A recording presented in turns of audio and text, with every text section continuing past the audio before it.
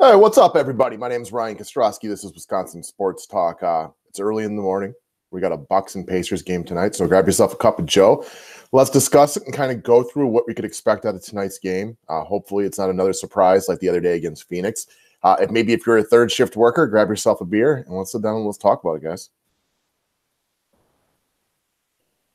All right. So, if you happen to be new to the station, this is called Wisconsin Sports Talk. We are here to talk Packers, Brewers, Bucks, all that jazz, all that good stuff. Still looking for more people to come on and discuss. The show is obviously real new. This is episode 12. It is difficult to start a YouTube show and get it going. I am a professional YouTuber for daily fantasy sports, but wanted to really push this one just talking about our local sports over here in Wisconsin. You want more videos talking about Bucks, Brewers, and Packers? Hit that red button that says subscribe. And for anybody who is feeling kind today, it does help me throughout the YouTube world when you guys do give the thumbs up. So anybody willing to do that, it is sincerely appreciated. A little bit about who I am, if you don't know already. Born and raised in Green Bay, Wisconsin. I do sports analysis from a daily fantasy sports perspective. So I'm kind of a stat dork. That's what it comes down to. I like looking at numbers a lot. A bit nerdy when it comes to that, but I have fun with it. And a lover of all things Milwaukee Brewers, Milwaukee Bucks, and Green Bay Packers. So this is a big game tonight, and I mean that for a couple of reasons. One, Milwaukee's got their first two-game losing streak of the year. Wasn't a good look the other day. Wasn't a good look against the Jazz. I mean, ultimately, if you had told me at the beginning of the year that we were going to go 3-2 on a road trip and split a West Coast swing, I wouldn't have thought it was the end of the world. But, you know, based on what happened last couple times out there, not a good look for the Bucks. Now, you kind of ask yourself, is that a blip or is it a trend? We did a longer video on this a couple days ago.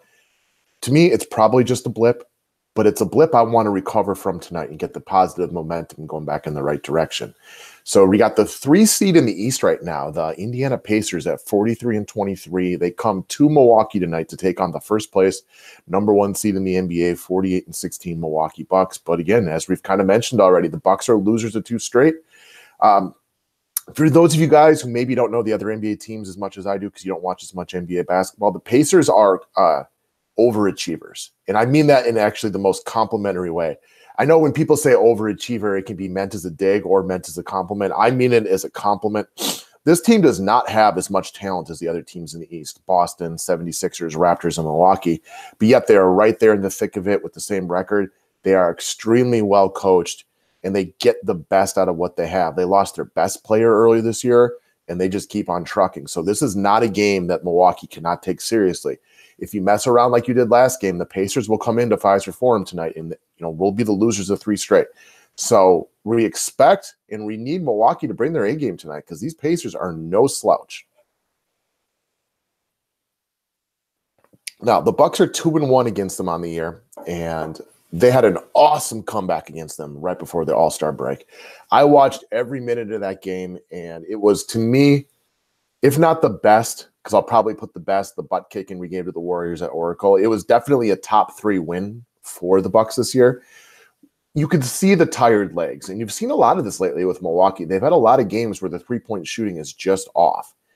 And you could see it in this game, and you could tell when guys have tired legs, and that happens throughout a long season. But Milwaukee mustered up every little bit of energy they had. They went on a nice run the last couple minutes of that game. They played great defense.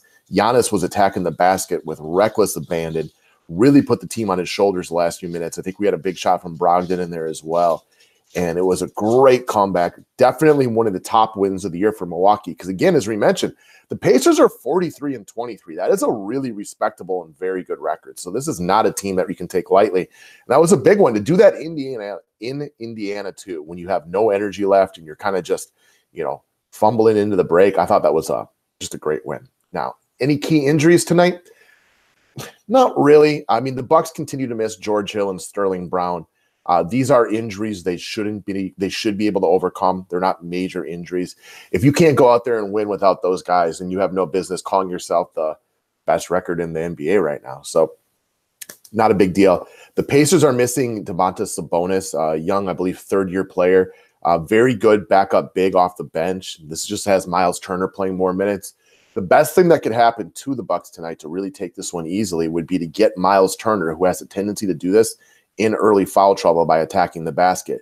Because with no Sabonis to come in, they're going to have to come in with guys like TJ Leaf and Kyle O'Quinn, those dudes have no chance to keep Giannis and Malcolm away from the basket, Bledsoe as well. So that would be a really good early strategy by Milwaukee to really go after Miles Turner. I know Brook Lopez, who is the guy he'll be guarding, is a lot more of a three-point shooter at this point of his career, but that doesn't mean that Turner doesn't try to defend the basket. As one of the league's best shot blockers, if you can get Giannis, Brogdon, and Bledsoe in the paint, and this guy does have a tendency to pick up early fouls. It's part of being a young, aggressive player. It's something that they do. And I'm a big Turner fan, but that is definitely one of his Achilles heels. All right, so who does this game mean more to? Now, at a quick glance, if you just looked at the Eastern Conference standings right now, I think anybody in their right frame of mind would tell you this game is bigger for Indiana. Being that they are in that 3 seed right now, but knowing that a couple losses and they could fall down to that 5 seed, especially with Boston winning again last night, that's a really big spot for them to be in because the 3 seed takes on the 6 seed. And as we talked about the other day, the bottom 3 seeds of the East are a freaking joke compared to the top 5 seeds. The East is so top heavy with the top 5 teams. So being the 3 seed is really important. All that being said, I'm going to argue this game is bigger for Milwaukee. And the reason being for this one, we lost 2 in a row. Hasn't been a good look. You don't want to make it 3. Now, again, the Milwaukee Bucks are not Tiger Woods. They are not the New England Patriots. We haven't won a playoff series. Please, please, please do not confuse what I am saying with me telling you guys the Bucks are Tiger Woods or the New England Patriots. They're not even close. It's not even the same conversation. That being said, one of the things that Tiger Woods in his heyday, and you've seen with the New England Patriots over the past 15, 20 years, is they scare people. There is this thought that goes into the back of people's minds that how do I beat this team? I mean, how many games have we watched, and for you guys are football fans, that the Patriots had no reason winning a game, but the other team just choked away a lead against them, just choked it away. We've seen it with Tiger Woods. Once he gets a lead, like everybody just gets scared, and it's like they stop being aggressive. So Milwaukee was starting to develop this a little bit of an aura about them that they were tough to beat, that you would see when they would get 15-point leads. Other teams would sometimes really just kind of fold a little bit. It's not what we've seen the last week or two. Milwaukee's getting leads and they're resting on their laurels and the other team is fighting back into it. We can't continue to blow these big leads because once you get up against better teams in the playoffs, you'll never get these games back. We were fortunate to be able to pull it out against Sacramento. We got to make sure that we continue to keep our foot on the gas and not blow these giant leads. It's not a good look. So I got a good buddy named Jeremy Klarner. We were playing Tecmo Super Bowl. This is probably 20 years ago. And maybe had a couple of beers and we were just having fun. I think I got like a 4-touchdown lead on him. And he started coming back. And the thing about my buddy Klarner is he's pretty much one of the best at like all games. So you really don't want to give him a chance. And he started calling himself Chance Klarner and saying, you know what, Kaz, which is my nickname, you don't want to give me a chance. You give me a chance and I'm going to win it. It's funny to me because I was there, but the reason I tell this story is you don't want people believing they have a chance against you. When you're up 15, you should be able to with being the more talented team, you should be able to hold on to that lead. So tonight's a great night. Let's get a lead early, keep our foot on the gas. Don't let the Pacers think they have a chance to come back. Now, in modern-day NBA, I get it. It's so predicated around the three-point shot that a 15-point lead isn't what it used to be. Way back in like the Michael Jordan days, 20 years ago, more. If you got a 15-point lead, it was pretty much a lot because people did a lot more two-point shooting. Now, since you can't touch the offense at all, and people do a lot of three-point shooting, like we've seen it with the Golden State Warriors. Now they've changed. A 15-point lead means nothing. You can see the Warriors down by 15 in the second quarter these days, and you still assume that they're going to win the game. So that being said, guys, I want to get a lead early tonight, and I want to keep that lead. No letting the Pacers back into the game. Now, the flip side of that is what could Indy do to win this game tonight? Because even though Milwaukee's a heavy favorite, I personally feel the spread's a bit high. I think that's a little disrespectful to the Pacers. And I appreciate it from the guys out in Vegas saying that we're double-digit favorites to win this game. But I was thinking it would be more along 7.5, something like that. But it's about a 10.5 right now. So obviously they're pretty confident in our ability to win this game. So what do the Pacers do and what can they do tonight to give themselves an opportunity to beat our Bucks? One, they play elite defense. And they got to play their best defense tonight. Quite frankly, Milwaukee is loaded with offensive talent. They are 6 deep in really good basketball players between Giannis, Bledsoe, Brogdon, Brook Lopez, Chris Middleton, and Nikola Mirotic. I mean, that is 6 very good offensive basketball players right there. So they're going to have to play elite defense. Thaddeus Young is going to have to do a monster job on Giannis, who I have to assume is going to come out like a bat out of hell tonight. So they'll have to do that. They have to keep Milwaukee settling for jump shots. You saw it in that Phoenix game, and they talked about it post-game that Milwaukee probably didn't take them very seriously, and shame on them for that. But you got to keep Milwaukee settling for jump shots. That's the victory. And you just got to hope that those jump shots don't go in, because I've been saying this now for the better part of 3-4 months. If Milwaukee's hitting their jumpers, if Brogdon and Bledsoe and Middleton and Lopez are on that night from the outside, they're as good as the Warriors for that specific night. They're just not consistently as good at shooting as Golden State. That's why they're still the team to beat. But when we are hitting our three-point shooting, we are the best team in the league. It's just we're not as consistent from that side of things. And that's why you still would have to put the Warriors as a clear-cut favorite to win the title again this year, assuming Milwaukee can even get out of the East. Now, again, we can't help that. They got to pray they don't hit their shots. If that doesn't happen, it's going to be a tough win. Top shot blocker Miles Turner, and this guy throws a block party every single night. He's going to try to keep Bledsoe, Middleton, Giannis, Brogdon, and these guys away from the hoop. That's why I talked about trying to get into early foul trouble. If we can get him into early foul trouble, they don't have another shot block anywhere near to him. TJ Leaf and Kyle O'Quinn are not going to keep these dudes away from the basket. So if you can get Miles Turner to be overly aggressive early on and pick up a couple of quick ones, I mean, we've seen this guy come in, pick up 2 quick wins, and then come in for his next run, pick up that third one really quick.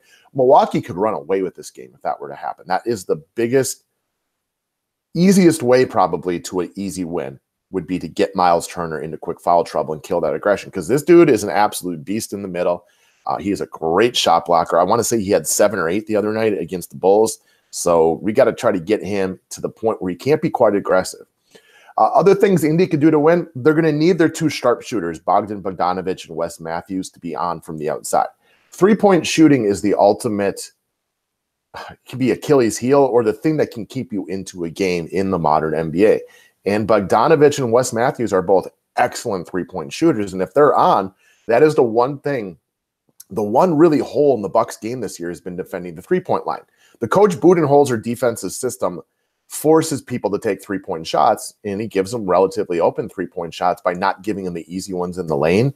So if they're on fire from the outside, well, that's going to be a problem for us. They also need one of their other mediocre shooters in Thaddeus Young or Darren Collison to be hot from the outside tonight. That would be the easiest recipe for them to win this game. Play really good defense, have both of your great shooters in Wes Matthews and Bogdanovic on fire, and then get either Thad or Collison also to hit a couple of 3-pointers for you. What does Milwaukee need to do? Bleh, sorry about that. Having trouble talking. What does Milwaukee need to do to win? One, we got to get Chris Money Middleton back on track. He was a big part of why we lost that game at Phoenix the other night. He was something like 1 of 13 from the field, 1 of 7 from 3-point range. We need the current all-star to get his mojo back and start shooting the basketball more effectively. Middleton is a big part of what the Bucks do. He offers 3 things that we need in order to be a successful team. 1, he is an excellent 3-point shooter. Don't look at the last 2 games. We know he's an excellent 3-point shooter. 2, he's a very good defender, along with everybody on Milwaukee right now, very good defenders. And lastly, he has big shots in clutch time. He didn't do any of those last games, so we need that to turn around and get Chris back on the track.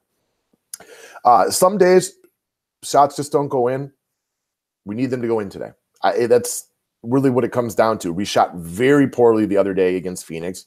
We need shots to go in. I hate to break it down so simplistically, but the NBA really is a make-or-miss league. There's a lot of times where you have wide-open shots and they just don't go in. We need shots to go in, and it shouldn't be that simple, but a lot of days it does come down to a very simplistic breakdown of how a game goes.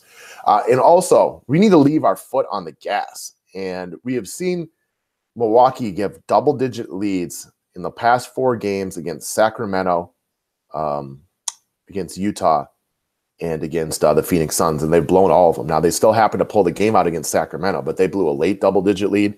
They blew a fourth-quarter double-digit lead against one of the worst teams in basketball in the Phoenix Suns, and they blew a double-digit fourth-quarter lead to the Utah Jazz. Now, I can give you the Utah Jazz game because you're on the tail end of a back-to-back and missing both of your point guards, and they're a good team. There is no shame in losing that one, but you should never lose a fourth-quarter double-digit lead to the Phoenix Suns. You shouldn't do it. That is not championship-caliber play. Got to get that shit turned around tonight, and I have confidence that we will. Coach Budenholzer, I think you have been one of the greatest additions to any team in recent history, but you need to stop playing around so much with your rotations. And I get it. You're trying to incorporate Paul Gasol. You're trying to get Nico familiated with the team. I understand that. And Nico needs to play in order for this to be a championship caliber team. But stop changing the rotation so much. If things are getting tight, let the best players get out there to get that lead back. Let's win a couple of games, get back into our winning ways, and then we'll start monkeying around with the rotations a little bit. And I get Nico's going to be part of it, but the inconsistency of when guys come in and out, I think we got to stay away from that for a game or two. Worry about getting our confidence back, getting our swagger back, getting our mojo back. Now, we go out and beat the Pacers by 30 tonight, we're going to start feeling pretty darn good about ourselves again because this is a good basketball team. No mental lapses. And this is both from a coaching perspective and from a player perspective, mostly on the players on this one. They just look to rest on their laurels when they're up by 10 points. Guys get back into it real quick. We are the #1 rated defense in the NBA this year. We got to play like that all game long. We got to get that fear back in other people because right now that fear is slipping away. It's late in the season. We've seen a lot of these teams right now that don't have as much to play for really slip. Denver won their first game last night in a while. We've seen the Raptors lose 2 in a row, which has been great for us. We saw the Warriors lose by 1,000 points to Boston the other day. But let's stop with the mental lapses and remember, we got to continue to win some of these games because we want home court advantage. We want that 1 seed. It's a really good opportunity for Milwaukee and Toronto to end up in the Eastern Conference Finals together. And if this goes down to 7 games for 2 pretty good teams, we want that last one in Milwaukee. Giannis needs to be Giannis. And I got a pretty good feeling you're going to see Giannis being Giannis tonight. He flat out took this game over against the Pacers last time out. When Giannis wants to be Giannis, there's really nothing any one person or really any team can do to stop him. And last up, and I hate ever blaming the referees or the officials for losses or anything like that because it goes both ways. There's plenty of games the Packers, Bucks, and Brewers have won over the years, and it's been, courtesy of bad calls by the umpire. It really is pretty darn even. Now the Packers have had some weird ones, and we can go back to the Fail Mary. We can go back to the Jerry Rice fumble that never was, that have worked out in bad times for them. But that doesn't change the fact that ultimately bad refereeing is just a part of a game, and it works out for everybody. Last game against Phoenix, though, former coach Joe Prunty, or however you pronounce his last name, he had the Suns playing really aggressive, and they were absolutely hacking Milwaukee left and right. And the refs really swallowed their whistles over and over and over again. I mean, they must have stripped Giannis 10 times, but I bet you 6 of those, they hacked him right across the arms, and there should have been foul calls on him. So, again, don't want to blame the refs. We still have won that game, so it's not their fault, but can't have it play out that way. Stars need to get star calls. Ultimately, so who ends up winning this game? The Bucks are going to win this one. I'm pretty confident on that. They've lost 2 in a row. They know the Pacers are good. This is a division rival. They're at home after a long road trip, going to be happy to be in front of the home crowd again. They've had a couple days off to kind of get rested. Giannis looks healthy. Everybody looks healthy. Milwaukee's a 10.5 favorite in this one. So I think it is a big deal for them to win this game, and I think they will win this game. We're going to see our Bucks be our Bucks tonight. Now, if they had swept that road trip and they had finished off that game against Utah and finished off the game against Phoenix, then I would have looked at the Pacers to have a really good opportunity to upset them in this game. First game back from home on a road trip, oftentimes that's a place where people can sleep. But because we lost 2 in a row, you're not going to get that out of Milwaukee tonight. I feel very confident we're going to see them bring their A game. All right, so again, you guys know I do daily fantasy sports analysis, and if you want the full breakdown, go check out the show, the DFS 5-pack. Go subscribe to that bad boy if you haven't done that already. It's a weird slate tonight, guys. We only got 2 games. It's this one and then Portland and Oklahoma City. So this is not a game you would normally target on a full slate of games. Reason being, Milwaukee's the best defense in the NBA, and Indy is one of the top defenses in the NBA. They don't have a tendency. It's not likely this game is going to be 129 to 128. So you expect to see really good defense on both sides, expanded shot clock. You don't expect guys to be taking quick shots in this one. So it's not a great game for DFS. From the Pacers side of things, Bogdanovich and Wes Matthews, again, those are the guys that I would be most prone to taking on my side. Milwaukee does have, the ability to leave three-point shooters open. Those are their best three-point shooters. Bogdanovich has been straight fire lately. Wes Matthews, former Marquette player, went to college in Milwaukee. He tends to play well against Milwaukee. He tends to get up for spots like this a little bit more aggressively. So from the Pacers side of things, those are the 2 guys I would have the most confidence in from a daily fantasy sports perspective. From the Milwaukee side of things, you could play Malcolm Brogdon under any circumstance. All Malcolm Brogdon does is go out and give you solid points on a daily basis. He is the most, if not the most, one of the most consistent plays in the entire association. He is just rock solid daily. And again, I also expect Giannis to be Giannis in this one. So if you can find a way to fit him, I have no struggle going with him in this game because I think you're going to see him being ultimately very aggressive, back to doing Giannis things and making sure that he gets that MVP wrapped up for the Milwaukee Bucks. So that's what I got today, guys. Thank you very much for watching. Appreciate it. We'll be back out again soon. If you haven't done it out yet already, or you haven't done it yet, please subscribe to the channel, and anybody willing to give the thumbs up, it is sincerely appreciated. Go Bucks tonight. We'll see you guys soon.